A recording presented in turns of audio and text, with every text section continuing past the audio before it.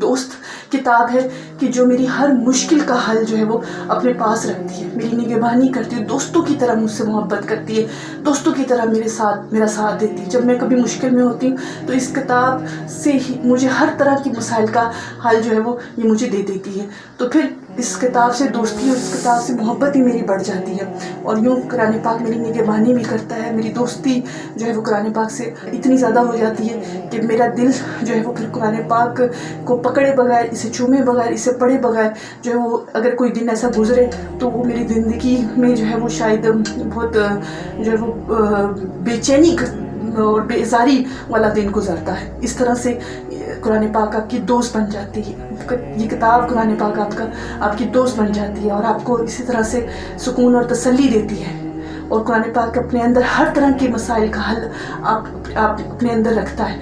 आपको जो कोई मसला हो कुरान पाक खोलें, इसे पढ़ें, आपको सुकून ही सुकून मिलेगा। इसका पानी दम करके पिए, सुकून मिलेगा। इसका पानी अपने जिस्म पे लगा लें, सुकून मिलेगा। अपने घर में छिड़के, सुकून मिलेगा।